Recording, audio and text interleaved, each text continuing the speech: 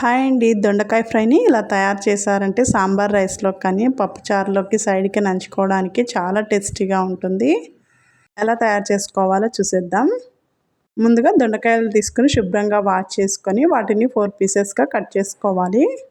తర్వాత ఒక mixing bowl తీసుకుని అందులోకి ఒక 2 టేబుల్ స్పూన్ దాకా శనగపిండి, 2 టేబుల్ స్పూన్ దాకా బియ్యం పిండి, 1 టేబుల్ స్పూన్ దాకా కార్న్ఫ్లవరు, అలాగే చిటికెడంత పసుపు, ఒక 1/2 టేబుల్ స్పూన్ దాకా కారం, టేస్ట్కి సరిపడా ఉప్పు వేసుకుని బాగా మిక్స్ అయ్యేలా కలుపుకోవాలి. తర్వాత దొండకాయ ముక్కలను కూడా వేసుకొని బాగా మిక్స్ అయ్యేలా కలిపేసుకోవాలి. ఇందులోకి వాటర్ ఏమైనా వేయాల్సి వస్తే కొంచెం వాటర్ని పైన స్ప్రింకిల్ చేసుకొని వేసుకొని కలుపుకోవాలి. మరి ఎక్కువ వాటర్ వేసుకున్నట్లయితే జారుడుగా అయిపోతుంది. పిండి అంతా దొండకాయ ముక్కలకి ఈ విధంగా పట్టించి ఒక 10 నిమిషాల దాకా మూత పెట్టేసి ఉంచుకోవాలి.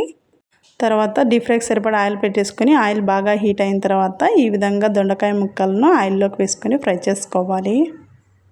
స్టవ్ని మీడియం ఫ్లేమ్లో ఉంచుకొని మంచి కలర్ వచ్చేంత వరకు దొండకాయలను ఫ్రై చేసుకోవాలి.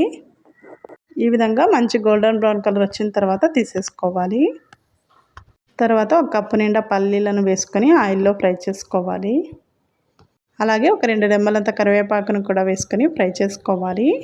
వేయించిన పల్లీలను అలాగే కరివేపాకును కూడా దొండకాయ ఫ్రైలో వేసి కలుపుకోవాలి. అంతేనండి, ఎంతో టేస్టీగా ఉండే దొండకాయ ఫ్రై. పిల్లలు కూడా చాలా ఇష్టంగా తింటారు.